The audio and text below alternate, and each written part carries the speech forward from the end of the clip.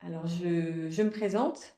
Je suis Nadège Bourri, je suis directrice famille et jeunesse et donc je coordonne, je pilote le forum de la famille avec toute mon équipe. Et donc, je suis très heureuse de vous accueillir sur cette visio qui a pour thème jusqu'où peut-on être l'ami de son enfant? Je vais laisser tout d'abord la parole à Emmanuel Aubrin pour faire un petit mot d'introduction et ensuite on laissera la parole à Stéphanie Carrère qui est notre intervenante du jour.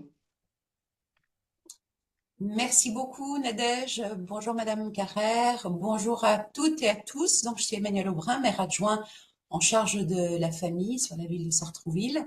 Je suis très heureuse de vous accueillir également sur cette nouvelle visio. Notre forum de la famille a officiellement ouvert ses portes hier par une première visio qui concernait les tout petits et l'amitié, le sentiment d'amitié. Ce matin, il y avait un atelier philo à la médiathèque sur aussi l'amitié. Il y avait pas mal de personnes présentes, une trentaine, avec pas mal de seniors. C'était très intéressant de voir à quel point cette thématique de l'amitié, en fait partie de notre vie quotidienne et nous interpelle. Et ce qui est très intéressant, c'est que tout le monde a des choses fort intéressantes à dire. Alors, on est très heureux de pouvoir aborder cette thématique aussi pour nos enfants, pour nos familles, et puis dans cette relation entre les parents et l'enfant, savoir si effectivement on peut parler d'amitié entre parents et enfants. Et je ne vous cache pas que ce matin ont été évoqués un certain nombre de caractéristiques de l'amitié, comme la gratuité, comme la bienveillance, comme la confiance, ce qui me semble effectivement tout à fait pertinent et réel en principe dans une relation saine entre des parents et leurs enfants. Et on a parlé aussi de réciprocité. C'est peut-être là où on peut se poser la question de savoir si, en termes d'amitié, effectivement, de partage avec nos enfants, on peut être aussi dans la réciprocité et jusqu'où. Donc, ça va être la thématique que vous allez aborder, Madame Carrère. Donc, je vous souhaite une très bonne visio. Je vous rappelle que le forum se tient également en présentiel dès vendredi avec une journée plus particulièrement consacrée aux professionnels, mais ouverte aussi aux gens qui le souhaitent et qui peuvent se libérer. Vous avez sans doute tous le programme, sinon je vois que Nadège Bourri vous l'a mis sur la discussion. Et sinon, samedi, très grande journée aussi à l'espace Gérard Philippe avec tout un tas d'activités, de tables rondes, d'ateliers, de bons moments à passer en famille à l'espace Gérard Philippe, à l'espace Saint-Paul. Donc j'espère vous y retrouver. Je vous souhaite un bon moment, une belle journée et j'espère vous retrouver ce week-end. Au revoir. Merci Madame Aubrin. Merci Madame Aubrin, merci Nadège pour l'organisation de cette visio, de ce webinaire ou de cette visio, et merci à la ville de Sartrouville d'organiser ce type de forum parce que les parents ont vraiment besoin de ces instants d'échange entre eux et avec des professionnels pour voilà, aborder tous les sujets qu'on connaît, et à la fois les joies et les difficultés d'être parent dans notre société. Donc, aujourd'hui, on va aborder la question de jusqu'où peut-on être l'ami de son enfant, et on va voir aussi, on va parler de complicité, on va parler de confiance, et en même temps, on va parler de notre rôle de parent. Voilà, je pense que vous voyez le PowerPoint si tout va bien. Je voulais aussi vous dire que la visio était enregistrée, mais seulement l'audio. Si vous pouvez garder les micros coupés, ça évitera qu'on ait des petites interférences, mais sinon on se permettra de les couper au besoin. Et n'hésitez pas à poser vos questions. Il y aura plutôt un instant de questions-réponses à la fin de la présentation. Mais si vous avez des questions qui vous viennent pendant, n'hésitez pas à les poser dans le chat. Voilà, Nadège va m'aider à les voir, puisque je ne pourrai pas forcément tout regarder, mais Nadège, n'hésitez pas à me les signaler. Pas de problème. Donc, merci beaucoup. Du coup, j'ai découpé mon intervention en trois parties que vous voyez là s'afficher. D'abord, on va parler du rôle des parents, de notre rôle de parents, aussi de nos besoins, parce qu'on a tous des besoins en tant qu'être humain, et bien sûr, on doit y répondre. Et en troisième partie, justement, trouver ce juste équilibre, comme l'évoquait Madame Aubrin tout à l'heure, pour une relation complice. Et donc ensuite, on fera plutôt la partie questions-réponses. Alors, pour me présenter, donc moi je suis coach parentale et consultante en éducation. J'ai été formée à l'école Isabelle Filiosa à Paris. J'ai mon cabinet à Paris et je fais aussi de la visio. Je suis aussi formatrice, notamment en protection de l'enfance. Donc je forme des éducateurs qui travaillent en protection de l'enfance. Je suis certifiée aussi en discipline positive. Et à la base, je suis juriste dans le domaine des droits de l'enfant. C'est ça qui m'a fait venir au coaching parental. Alors, je vais vous faire travailler un petit peu. Du coup, dans le chat, vous pouvez, en un mot, décrire ce qu'est l'amitié pour vous ou à quoi vous fait penser l'amitié. Juste en un mot, qu'est-ce que c'est pour vous l'amitié? Je vous laisse le temps de commencer vos réponses. Alors, je vois la confiance. Merci. Ça y est, les réponses arrivent. Confiance de nouveau, l'amour. Ouais. La complicité, la loyauté, oui. Tout ça, ce sont des caractéristiques de l'amitié. De nouveau, la confiance. Super, j'essaie de lire au fur et à mesure.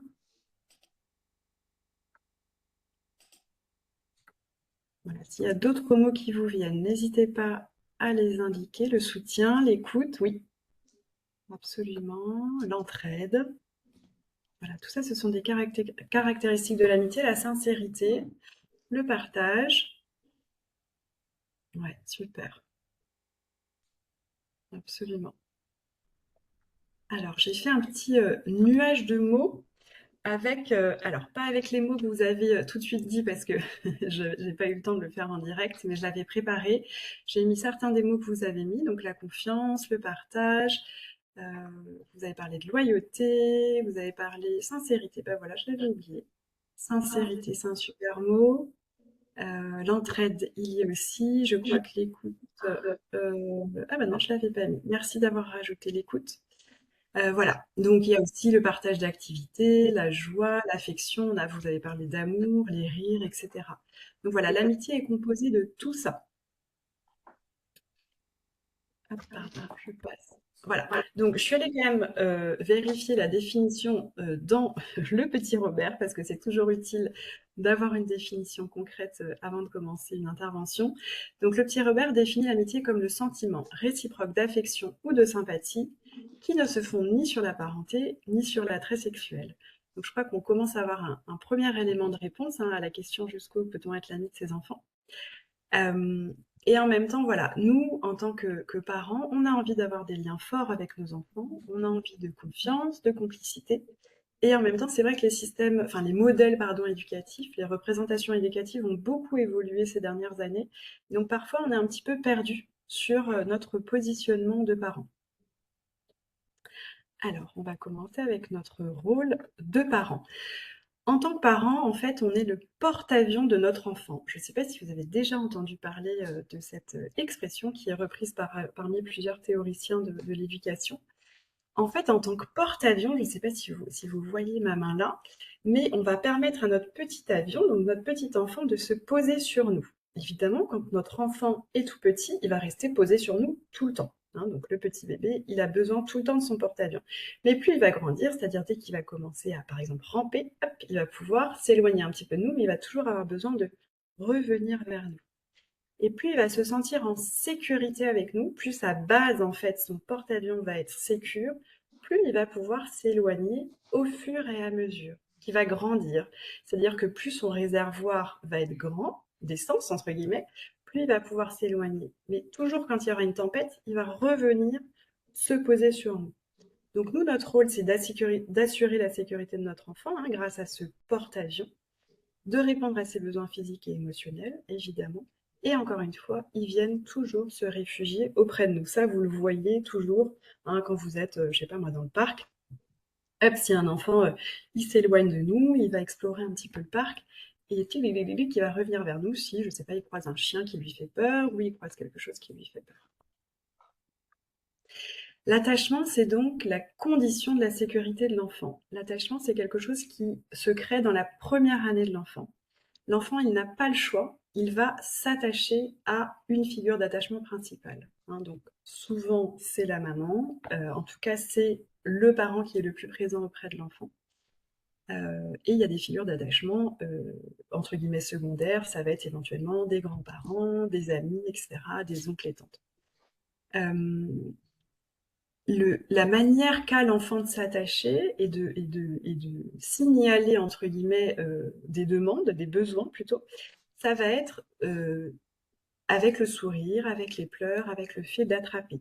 Ce sont des réponses qui sont instinctives. Ce ne sont pas des réponses qui sont contrôlées par l'enfant. Vraiment, l'attachement, c'est quelque chose qui est instinctif. L'enfant n'a pas le choix, n'a pas d'autre choix que de s'attacher à vous. Et vous, en fait, en tant qu'adulte, en tant que figure d'attachement, vous allez aussi vous attacher à cet enfant. Hein, et vous allez répondre à ses demandes, à ses pleurs, à ses sourires. Quand il pleure, souvent, on va prendre le bébé. Quand il sourit, on va souvent lui répondre par des sourires. Et en cas de stress, du coup, le bébé va toujours chercher ou maintenir la proximité d'un individu préféré, de sa figure d'attachement. C'est par exemple les enfants qui se cachent un peu derrière nous quand ils arrivent dans une salle où il y a beaucoup de monde. Voilà. Donc là, ils maintiennent la proximité avec nous, son porte-avions. C'est une adaptation évolutive hein, qui a fait qu'on est toujours en vie aujourd'hui, parce qu'évidemment les bébés naissent absolument, ils ont quelques compétences, pardon, mais ils ne peuvent pas évidemment survivre sans un adulte figure d'attachement, puisque donc nous sommes vulnérables, nous avons besoin de cet attachement, nous avons besoin de cet adulte qui prend soin de nous, de cette figure d'attachement qui prend soin de nous. Je vous ai mis un petit schéma, j'espère que vous arriverez à voir, à le lire un petit peu. Donc c'est cette idée aussi de porte-avions, hein, de ces deux mains. Donc à la fois on est base de sécurité, on est un peu lancement de l'exploration de l'enfant, donc c'est-à-dire que l'enfant va aller explorer parce qu'il se sent en sécurité avec nous. Hein. Plus je m'attache et plus j'ai la capacité d'aller explorer, plus je me sens en sécurité pour aller explorer. Il n'a pas besoin on n'a pas besoin de forcer son exploration, l'enfant va le faire tout seul. Donc plus il se sent sécure, plus il va aller explorer. Et dès qu'il a besoin, il va revenir vers nous. Et donc là, c'est à nous de l'accueillir, et j'en reparlerai un petit peu plus tard, de l'accueillir quand il va revenir vers nous. On va être son refuge. On va le protéger, le réconforter. Donc c'est toujours à nous, l'adulte, le parent, d'être le plus grand, le plus sage et bienveillant et le plus fort, de protéger notre enfant. Donc là, de nouveau, on commence à rentrer dans la différence amitié et parentalité. N'hésitez pas si vous avez des questions à les mettre dans le chat, s'il y a des choses qui ne sont pas claires surtout. Alors, une figure d'attachement, pour être une figure d'attachement sécure pour l'enfant, il y a 5 qualités qui ont été posées. Donc à la fois la disponibilité, hein, c'est le fait d'accueillir l'enfant quand il revient vers nous ou de répondre à ses pleurs, on est disponible. Le fait d'être accessible physiquement la plupart du temps, ou en tout cas de ne pas être loin. Le fait d'être sensible, empathique, c'est-à-dire de comprendre ce qui se passe pour l'enfant, ou au moins d'essayer de comprendre, de prendre le temps de réfléchir à ce qui se passe, d'aller décoder ce qui se passe pour l'enfant. La stabilité, voilà, le fait d'avoir aussi une réaction qui reste stable. Et la fiabilité. L'enfant sait qu'il va pouvoir compter sur nous, sa figure d'attachement. Et à l'adolescence, qu'est-ce qui se passe? Parce qu'on sait que les adolescents, justement, vont s'éloigner de plus en plus de leurs parents. C'est normal, hein, c'est leur cerveau qui leur, entre guillemets, qui les y oblige, qui les conduit plus vers l'extérieur. Donc justement, cet attachement, il va se déporter sur les amis, sur leur père, PAIR. On dit que l'attachement s'horizontalise. Alors, ils ont toujours besoin de nous, les parents, leur figure d'attachement, même si parfois on sait qu'ils peuvent l'exprimer de manière un peu inappropriée, pas toujours très agréable pour nous. Mais on va toujours rester leur phare, et c'est pour ça que j'ai mis un petit phare en haut, on va toujours rester leur phare dans la tempête de l'adolescence. On va toujours être à leur côté, entre guillemets, pour les guider quand ils en auront besoin. Un autre rôle qu'on a en tant que parents, c'est d'être les garants du cadre. Alors, ce cadre, il est là pour quoi? Il est là pour assurer la sécurité de nos enfants, hein, pour assurer leur sécurité physique, émotionnelle, etc. On va leur rappeler aux besoins les consignes de manière bienveillante et adaptée à leur âge. On en reparlera aussi tout à l'heure. Et info très importante à garder en tête, c'est que les enfants, ils apprennent par imitation. Donc si on veut qu'un enfant ait un comportement, il va falloir que nous, on l'adopte également, parce que les enfants apprennent beaucoup, beaucoup par imitation, quasiment que par imitation. Et il est aussi plus efficace de reconnaître les bons comportements et d'ignorer les mauvais pour en fait développer ces bons comportements.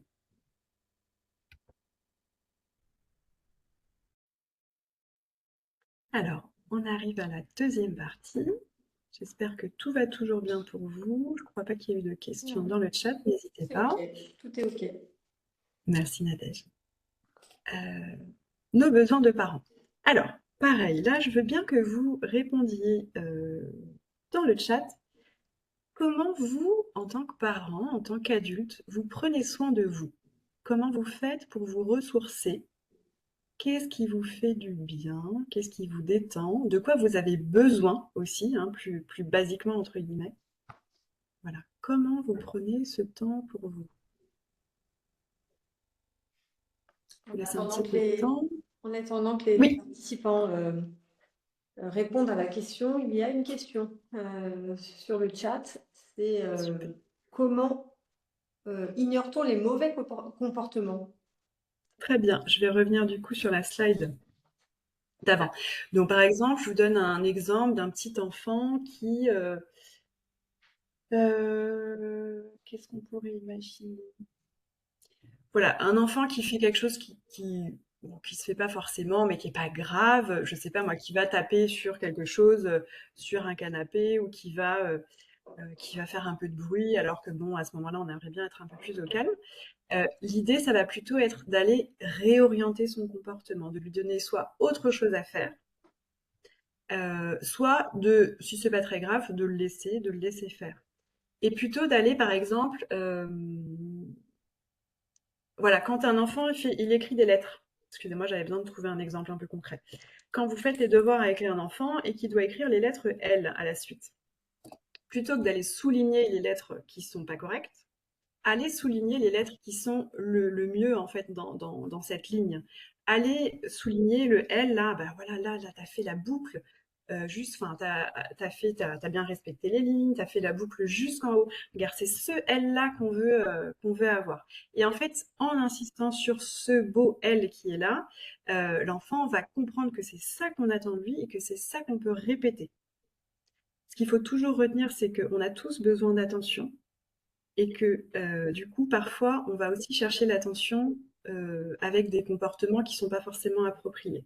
Donc, plus on va accorder de l'attention à un mauvais comportement, plus il y a de chances qu'il se répète. C'est pour ça que c'est important d'aller accorder de l'attention au bon comportement, mais aussi de donner de l'attention pour pas que les enfants aient besoin d'aller en chercher. J'espère, Binta, que j'ai réussi à répondre à la question. Et du coup, pour revenir, je pense que vous avez commencé. Voilà. Donc, comment prenez-vous soin de vous? Donc, je vois du sport, de la lecture, le silence. Oh là là, oui, ça fait du bien le silence. Dormir, bien sûr, ça, ce sont nos besoins fondamentaux, physiques, hein, de base. Voir des amis, discuter, ça fait vraiment beaucoup de bien pour un peu vider son sac, pour parler de ce qui va pas, trouver des solutions, prendre du recul aussi sur ce qu'on traverse. Hein, les amis sont très forts pour ça. Pardon, excusez-moi, j'arrive mal à lire. Voilà. Faire du sport, se détendre.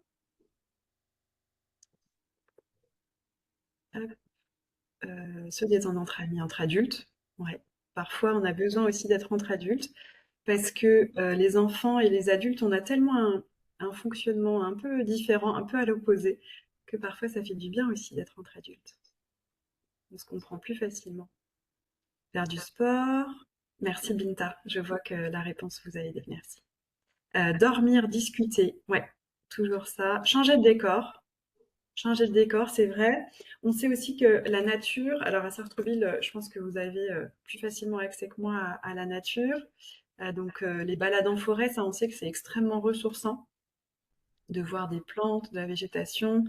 Faire des week-ends avec une amie, le bonheur. Donc voilà, ce qui est important, et c'est pour ça que j'ai mis un vase ici sur cette slide, c'est de remplir notre vase de choses qui nous font du bien. Plus notre vase va être rempli de choses qui nous font du bien, moins les petits soucis, évidemment, on a tous des soucis, malheureusement parfois un peu plus généraux, mais en tout cas dans la journée, on va toujours avoir des petites frustrations, des petites inquiétudes, des petits stress. Donc plus notre vase va être rempli de choses douces et agréables, et moins ces petites frustrations vont avoir de la place en fait pour rentrer dans ce vase, hein. Donc n'hésitez pas, voilà, à prendre ce temps pour vous, sans enfant, faire des pauses, passer le relais dès que c'est possible, passer le relais pour prendre ce temps pour vous et prendre soin de vous. Isabelle Filiosa parle souvent du masque à oxygène. Vous avez vu dans les films, quand on prend l'avion et que l'avion dépressurise, heureusement ça n'arrive pas trop souvent, mais il y a les masques à oxygène qui tombent. Et on nous dit de d'abord mettre son masque à oxygène à soi avant de prendre soin des enfants qui sont à côté de nous, hein. Nos enfants, ils ont tellement besoin de nous qu'on va devoir d'abord prendre soin de soi pour pouvoir prendre soin d'eux, hein. On met son masque et ensuite on prend soin de l'enfant. Il sera toujours temps, une fois qu'on aura notre masque, de mettre le masque à l'enfant. Alors, nous aussi, on a besoin d'un porte-avions. Alors, en tant qu'adulte, évidemment, le rôle du porte-avions est un petit peu différent que le porte-avions quand on était enfant. Mais on a quand même besoin de personnes sur qui compter. On a quand même besoin de nos amis, vous l'avez dit d'ailleurs. On a besoin de nos amis pour partager ce qui va pas, pour passer aussi des bons moments. Donc vous, je vais vous inviter à réfléchir, pas forcément en l'écrivant sur le chat, mais à qui est-ce que vous confiez vos soucis? À quelle personne autour de vous, à quelle personne au singulier et au pluriel autour de vous confiez-vous vos soucis? Qui est-ce que vous appelez quand vous avez besoin de réconfort? Avec qui vous allez boire un café quand vous avez besoin de réconfort? Et avec qui pouvez-vous demander de l'aide ou passer le relais quand vous avez besoin? Ces personnes-là sont toujours des personnes adultes. Il faut ici, et donc là c'est la première limite en fait à l'amitié avec nos enfants. Nos enfants ne sont pas nos amis, ce n'est pas à eux de prendre soin de nous, c'est vraiment nous l'adulte qui allons prendre soin d'eux. Mais nous aussi on a besoin qu'on prenne soin de nous. Alors ça va pas être nos enfants, ça va être des personnes autour de nous, dans notre famille, parmi nos amis, si on est en couple, notre conjoint, notre conjointe. Ça va être éventuellement des collègues à qui on peut raconter les moments plus difficiles. Voilà. N'hésitez pas à réfléchir, je ne sais pas si là vous avez eu le temps de le faire, à réfléchir, voilà, à qui vous confiez vos soucis, auprès de qui vous cherchez du réconfort. Et je vous invite vraiment à développer ce réseau relationnel, parce que plus ce réseau relationnel est étoffé, et plus on va se sentir serein et solide dans les moments difficiles.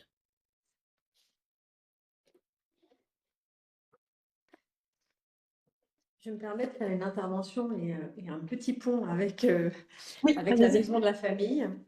La maison de la famille propose des cafés des parents tous les mois sur des sujets variés et c'est aussi un moment pour les personnes qui n'ont pas beaucoup d'entourage justement, qui n'ont pas beaucoup ces porte-avions autour d'eux. La maison de la famille est aussi là pour ces parents-là, ce qui permet d'échanger, de partager aussi des expériences dans un cadre bienveillant. Ce sont des petits groupes en général d'une dizaine de personnes. Et voilà, donc si vous le souhaitez, la maison de la famille est ouverte. C'est un lieu pour vous. Voilà, je vous laisse la Merci parole. beaucoup. Ouais, merci beaucoup, Nadège. Pardon. En effet, vous avez raison de l'ajouter. Il y a des structures, des associations, des groupes, des cafés parents. Et donc là, en l'occurrence, vous avez la chance que la ville de Sartrouville travaillent autant pour soutenir les familles. C'est pas le cas dans toutes les villes malheureusement. N'hésitez pas à utiliser ces structures. Renseignez-vous, vous pouvez aussi vous renseigner sur Internet, sur le site de la CAF de votre département, qui recense aussi tous les relais enfants, parents, les points d'accès, etc., qui recense tout ce qui peut vous soutenir et vous aider. Parce que vraiment, encore une fois, en tant que parent, on a besoin de prendre soin de nous. C'est un rôle qui est difficile, qui est H24, 7 jours sur 7, donc on a vraiment besoin de moments aussi pour souffler. Alors, pour revenir au sujet, amitié, pas amitié, donc on va justement voir qu'est-ce qui va nous aider à trouver un juste équilibre pour une relation complice avec son enfant. Évidemment, on peut avoir une relation complice avec son enfant, une relation de confiance, qui n'est pas une relation finalement amicale. Alors, comment est-ce qu'on établit une relation de confiance? On va, donc je vous en ai parlé tout à l'heure, sécuriser l'enfant avec l'attachement. Et en offrant des repères spatiaux et temporaux. Les repères spatio-temporaux nous aident à nous sentir en sécurité. C'est le fameux cadre dont on parle souvent. Et le fait d'instaurer des rituels, ça va beaucoup aider surtout les petits. Mais même les plus grands, on aime bien quand on sait que, j'invente un petit rituel, mais que le vendredi soir, c'est pizza dans la télé, par exemple, en famille. Ça, on aime bien ces petits rituels, c'est sécurisant, c'est réconfortant, c'est chaud doudou, comme on dit parfois. Pareil, il y a des petits rituels du coucher qui vont sécuriser aussi l'enfant. Le coucher, on sait que c'est un moment de séparation qui peut être difficile, surtout pour les plus petits. Donc c'est un moment où on est séparé de son parent. Donc on va avoir besoin de rituels pour sécuriser l'enfant. Donc, je sais pas moi, j'invente, on va laver les dents, on va faire pipi, on va lire une histoire, on va faire un câlin, des petites gratouilles dans le dos, on chante une chanson et après c'est dodo. Un autre point pour la confiance, c'est entretenir le lien et montrer de l'affection. Je vais développer un peu après, vous allez voir. Aussi être disponible, prendre le temps de jouer et d'écouter. C'est comme ça aussi que nos enfants vont nous faire confiance. Éviter de porter des jugements. Les jugements, souvent, on le sait pour nous-mêmes, quand une personne va nous juger, on va éviter de lui raconter ce qui nous tient à cœur, ce qui est lourd pour nous. On va plutôt se tourner vers des amis ou des collègues qui sont un accueil bienveillant, qui vont écouter ce qu'on a à dire. Accueillir les émotions aussi, c'est important. C'est pas facile. On apprend à le faire de plus en plus. Et respecter le choix et l'intimité de chacun. Je vais revenir sur les différents points. Donc jouer. Jouer, c'est un des besoins fondamentaux de l'enfant et c'est notamment une très très bonne manière d'apprendre. Ça, on le voit avec les tout petits, quand ils répètent différents gestes, quand ils jouent, etc. Vous le savez déjà, si vous avez des enfants, vous êtes le jouet préféré de votre enfant. Ils adorent jouer avec vous. Profitez-en parce que c'est vraiment un moment où vous allez établir le lien, la confiance, la relation. Attention toutefois à la posture, et c'est là où on est vraiment dans notre rôle de parent et d'adulte. Quand un enfant est petit, on a intérêt à le laisser gagner le plus souvent possible pour nourrir son pouvoir personnel. C'est-à-dire que plus il va gagner, plus il va prendre confiance auprès de nous, et plus il va réussir à perdre quand il va jouer avec ses amis. Voilà, ça nourrit, ça le muscle, son pouvoir personnel. Pareil, parfois on est plus ou moins bon ou mauvais perdant, ça arrive. En tant qu'adulte aussi, on peut être mauvais perdant. Évidemment, quand on joue avec un enfant, on va faire en sorte d'être bon perdant. Donc on ne va pas bouder parce qu'on a perdu. Voilà, ça c'est on se met vraiment dans notre posture d'adulte, qui peut être différente que quand on joue avec nos amis. Je ne sais pas si vous avez déjà entendu parler des temps précieux. Les temps précieux, c'est un moment qu'on dédie, ça peut être 10 minutes, ça peut être 15 minutes, une fois par semaine, tous les jours, comme vous voulez, mais qu'on dédie 100% à un seul enfant si vous avez plusieurs enfants. Un moment où on va couper le téléphone et on va être 100% disponible pour l'enfant. Tout à l'heure, je vous ai parlé des besoins d'attention des enfants. Ça, c'est vraiment une clé, ces temps précieux.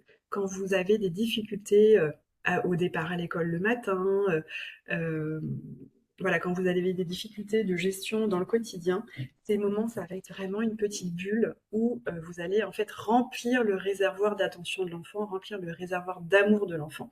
Et une fois que le réservoir, ce vase qu'on a vu tout à l'heure, va être rempli, il va être en capacité de gérer les petits stress, évidemment, qui sont quotidiens. On va communiquer clairement. Plus l'enfant est petit, plus les consignes vont être simples et adaptées à son âge, plus elles vont être courtes et plus elles vont être positives. Si je vous dis surtout, surtout ne pensez pas à une girafe verte, qu'est-ce que vous avez en tête? Une girafe verte.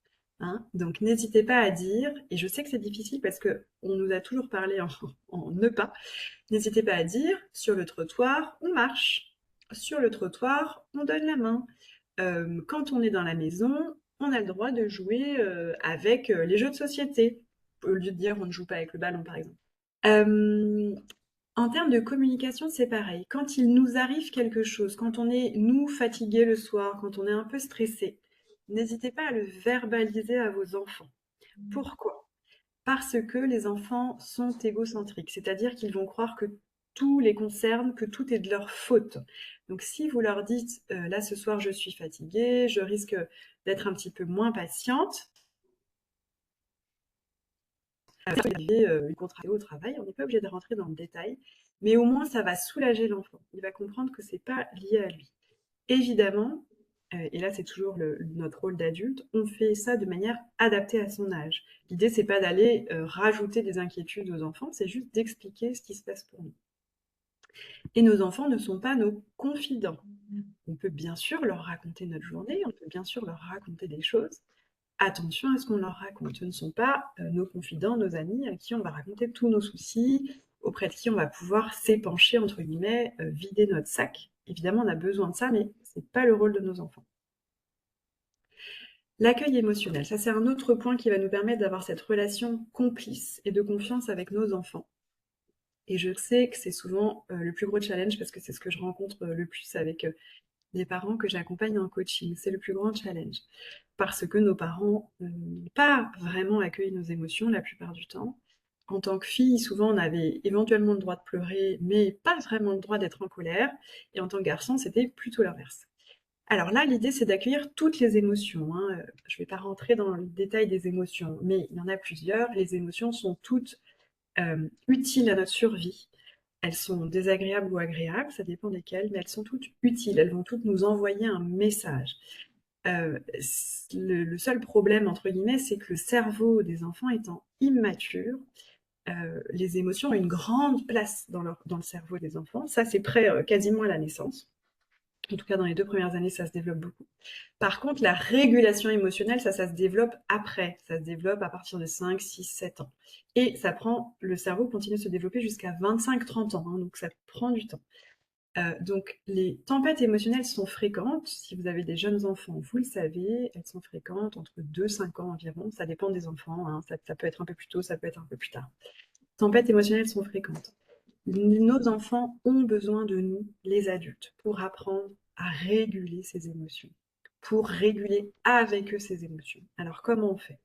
Déjà, on reste le plus calme possible parce qu'ils vont se synchroniser sur nous. C'est-à-dire que si on accueille avec la voix que j'ai là, si on accueille l'émotion, je vois que tu es très triste, je vois que tu es très en colère.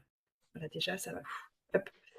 On reste auprès de lui ou auprès d'elle. On câline notre enfant.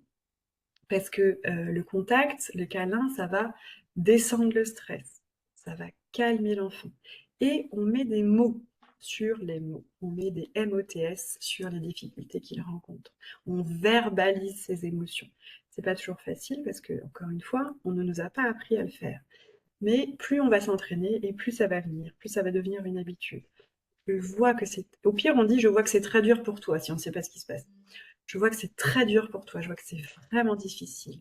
Viens, on va prendre un moment pour se calmer tous les deux. Retenez-vous de donner des explications, de donner des consignes à ce moment-là, parce que à ce moment-là, son cerveau n'est pas disponible, il ne peut pas comprendre ce qui se passe. Et aussi, vous, quand vous avez une émotion, montrez-lui l'exemple. Encore une fois, les enfants apprennent par imitation. Donc, montrez-lui l'exemple d'une bonne régulation émotionnelle. Là, je suis très en colère, je vais aller prendre un petit moment pour souffler, je reviens. Hop, et voilà, on montre l'exemple. On ne va pas s'énerver devant eux, on va prendre un petit moment, on va s'éloigner.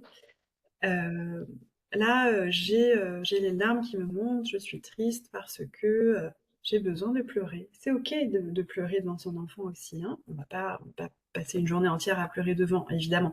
Mais c'est aussi OK de montrer nos émotions. Nous sommes des êtres humains. Plus nous, on va montrer nos émotions et être en bonne régulation émotionnelle, verbaliser nos émotions, plus nos enfants vont apprendre à le faire, encore une fois.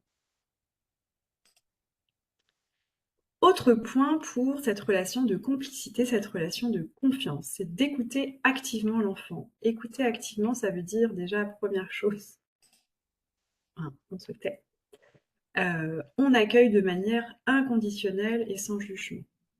On peut éventuellement poser quelques questions, pas trop.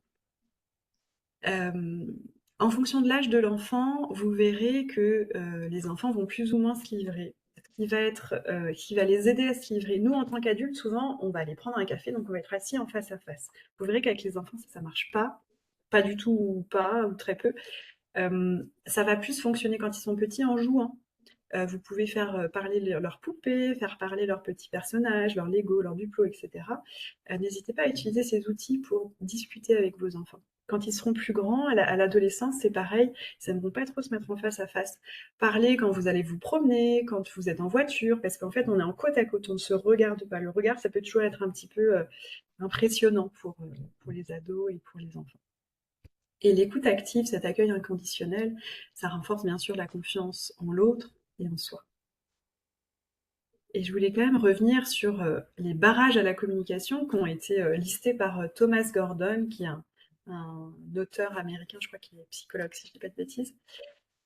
Il a listé 12 barrages à la communication qui vont en fait bloquer les enfants dans le fait de se livrer, mais qui nous bloquent nous aussi en tant qu'adultes quand nos amis nous menacent, nous donnent des ordres. Évidemment, on n'a pas envie de leur parler. Quand nos amis nous font la leçon, nous moralisent, t'aurais pas dû faire ça, franchement t'exagères, évidemment qu'on n'a pas envie de leur parler.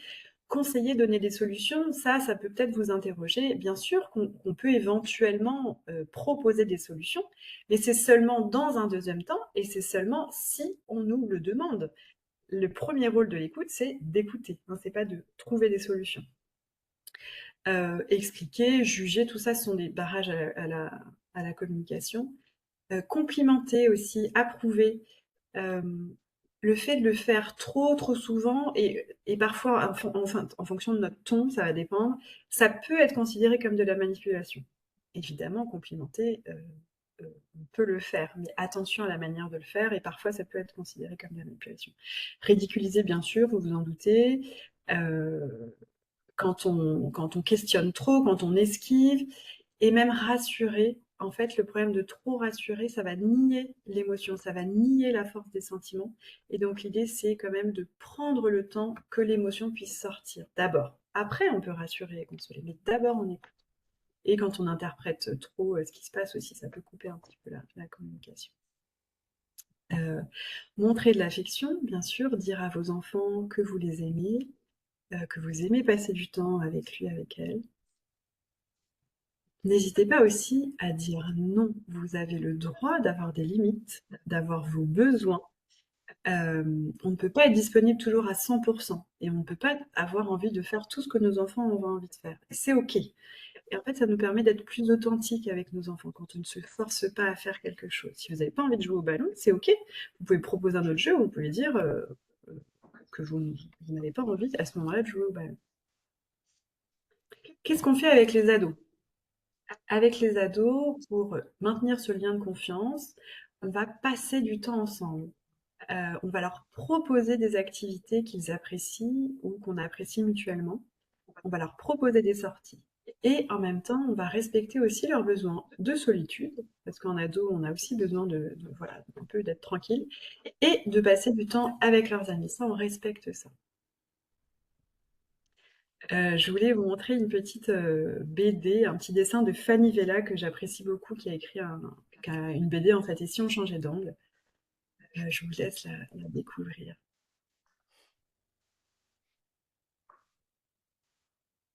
Voilà, parfois, et elle est très forte pour montrer ça, parce qu'en fait, elle applique à des relations adultes ce qu'on fait souvent à nos enfants. Parfois, en tant que parent ou en tant qu'adulte, on va faire des choses à un enfant qu'on ne ferait jamais à un autre adulte. Et quand on l'applique entre adultes, vraiment, on se dit, mais c'est vrai que peut-être je pourrais changer ça. On va respecter l'intimité de chacun, l'intimité de l'enfant. Plus il grandit, plus il aura le droit, plus il aura son jardin secret et plus il a le droit de garder sa vie privée. Il doit pouvoir se confier à vous, hein. Vous êtes là pour accueillir ses confidences, mais vous n'êtes pas là pour aller enquêter absolument sur sa vie privée. Voilà. Et en conclusion, donc nos enfants, non, ne sont pas nos amis, mais ce qui ne nous empêche pas, évidemment, de nous amuser avec eux. Merci beaucoup, Stéphanie. Je vous en prie, n'hésitez pas si vous avez des questions. Alors, je vérifie dans le chat. Pour l'instant, je vois des merci. Merci à vous pour vos petits messages.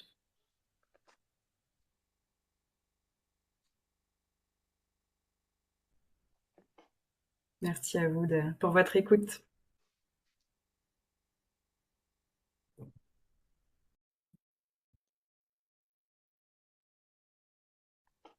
Eh bien, on dirait qu'il n'y a pas de questions. Tout était très clair. Et bien, tant mieux, si c'était clair. Moi, je me permets une petite question, du coup. Oui, bien sûr, je vous en prie. Alors, je ne me souviens plus du terme. Ça rejoint la question de Binta de tout à l'heure sur comment ignorer les mauvais comportements, mais chez les ados. Alors, Oui, vous avez donné des questions pour les enfants plus jeunes. oui. Voilà, avec les ados, c'est un peu plus compliqué. Qu'est-ce que vous pouvez nous en dire? C'est vrai, c'est un peu plus compliqué. Les ados, donc par exemple, un mauvais comportement d'ado, ça va parfois être de réagir oralement de manière inappropriée, de s'énerver, etc., de manière un peu inappropriée. Déjà, ce dont on peut se rappeler pour l'adolescence, c'est que le cerveau, il est en complète restructuration, qui fait qu'à l'adolescence, il va y avoir beaucoup plus de stress, beaucoup plus d'impulsivité, qui va être difficile pour eux à réguler. Donc, déjà, se rappeler que l'adolescent est en grosse transformation, il y a les hormones qui viennent, qui le chamboulent, qui ne comprend pas, etc., qui fait qu'il va avoir des réactions inappropriées. Donc, déjà, être entre guillemets en empathie avec ça et en compréhension avec ça. Il ne sera pas toujours capable de réguler. Deux, se rappeler que on est sa figure d'attachement et donc c'est avec nous qu'il se sent en sécurité. Et que quand il va avoir des tensions, c'est pareil quand il est plus petit, il va les sortir avec nous. Évidemment, c'est pas agréable quand on est parent de se prendre toutes ces tensions dans la tête. Euh, donc voilà. Et justement, en fait, quand parfois il y a un mot un peu plus haut que l'autre, eh ben on peut laisser couler. Je dis pas qu'il faut laisser couler à chaque fois, et de toute façon, nous, on n'aura pas envie de les laisser couler à chaque fois. Mais plus vous allez laisser couler, et plus vous allez justement aller renforcer quand ça se passe bien, plus, bah voilà, finalement, c'est une période qui va passer, hein. C'est comme nous, quand on est fatigué, bah, il y a des journées où on va pas être très agréable. Souvent, notre entourage, il va nous laisser passer ça, parce qu'il sait que, bah, on est fatigué, et hop, on refait le lien après. Voilà. Je sais pas si j'ai répondu, Nadège.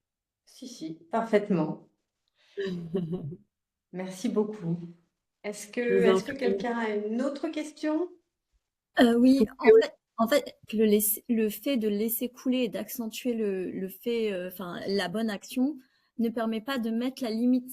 Un enfant, par exemple, qui va jeter ses chaussures sur l'adulte, qui lui demande de le ranger, et puis qui, en voyant enfin, qui va finalement aller les prendre et les ranger, bah, en fait, faut quand même poser la limite. Il faut pas enfin, en tout cas, je pense qu'il faut pas juste lui dire, c'est bien, t'as rangé tes chaussures, parce qu'il y a quand même eu une action enfin, il faut pas non plus en faire un procès pendant des heures, mais il faut quand même souligner la mauvaise action. Alors, vous parlez d'un enfant de quel âge là? 3 ans. 3 ans. Ok. Alors, justement, à 3 ans, la difficulté, c'est que le cerveau a du mal à gérer les impulsions. Probablement, enfin, alors, bon, on n'est pas en coaching, mais si on avait été en coaching, j'irais creuser avec vous. Qu'est-ce que ça vous avait fait sentir, le fait que votre enfant vous jette des chaussures dessus? Quelle a été votre émotion? Qu'est-ce que vous vous êtes dit à ce moment-là, etc. La plupart du temps, les réactions comme ça, ce sont des réactions de stress, donc quelque chose qui ne va pas pour l'enfant. Un mauvais comportement, c'est toujours entre guillemets, un symptôme, c'est quelque chose à aller décoder. Donc, qu'est-ce qui s'est passé pour lui ou elle à ce moment-là? Qu'est-ce qui a fait qu'il a été stressé? Est-ce que c'est sa journée à la crèche, sa journée à l'école, ou souvent ils ont besoin de rester assis, bon, pas à la crèche mais à l'école, de rester assis, de rester concentré, et du coup le soir ça explose un petit peu. Est-ce que c'est autre chose? Est-ce que c'est juste de la fatigue? Voilà. Donc parfois ils vont faire des erreurs et en fait on est enfant, on apprend, donc c'est normal de faire des erreurs. Nous adultes on en fait encore beaucoup. Donc évidemment qu'on peut passer des erreurs. Après je suis d'accord avec vous, c'est un comportement qui n'est pas approprié. Euh, à vous de voir si à chaque fois vous avez envie de rectifier ce comportement ou si vous allez peut-être être à l'écoute. Qu'est-ce que ça veut dire ce comportement? Euh, voilà, d'aller creuser ensemble. Je ne sais pas si je réponds à votre question. Ouais, mais en fait, enfin, même avec nos amis adultes, on pose des limites.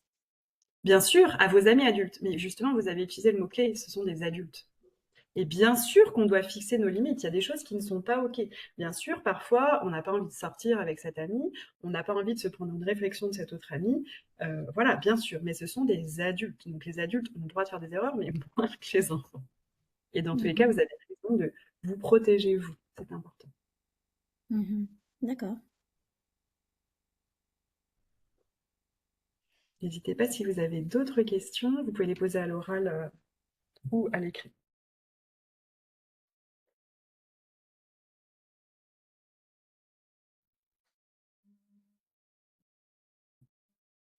Eh bien, je crois que c'était le mot de la fin. Super. Merci beaucoup, Stéphanie, pour votre intervention. Merci à tous d'avoir participé. Petit rappel, dans le chat, je vous ai remis les liens pour la visio de demain, qui porte sur être parent solo. Et je vous ai mis également le lien sur l'ensemble du programme du Forum de la famille. Et petit pense-bête pour les tables rondes de la journée des familles le samedi. Donc le matin, nous aborderons les relations entre enfants et entre jeunes. Donc c'est les amitiés. Et l'après-midi, on parlera du sujet du harcèlement scolaire. Je vous dis à tous bon appétit si vous n'avez pas encore déjeuné. Et puis à très bientôt sur une autre proposition du forum. Merci à toutes et à tous pour votre écoute et à bientôt.